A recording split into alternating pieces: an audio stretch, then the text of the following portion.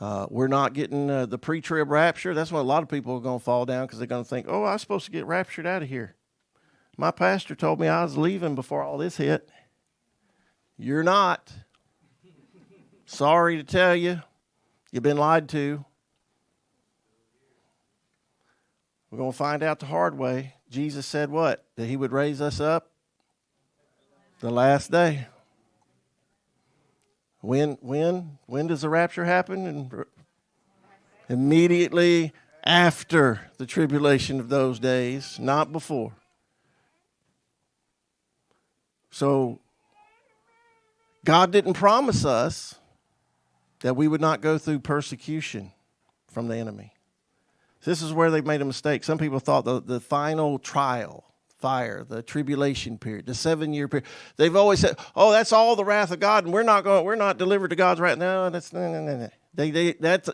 is the worst generalization and taking things out of context it can possibly be. No, when you read the fine print, all of it, you find out.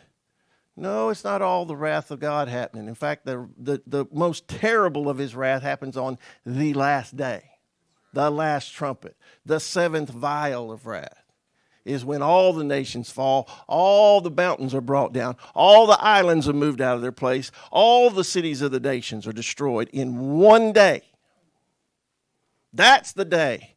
The dead in Christ shall rise first, and then we which are alive and remain shall be caught up together with him. We will be in heaven, and there will be 30 minutes of silence because we will be watching the destruction of every city upon the face of the earth before the second coming of Jesus.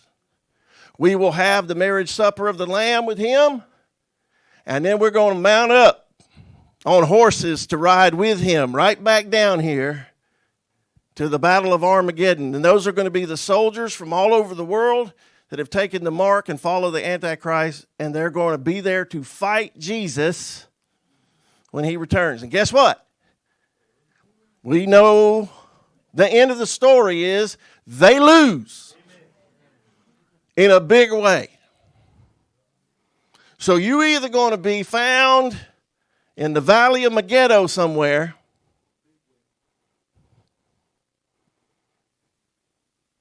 for vultures and eagles to eat, or you're going to be riding back with Jesus. You're going to have to pick.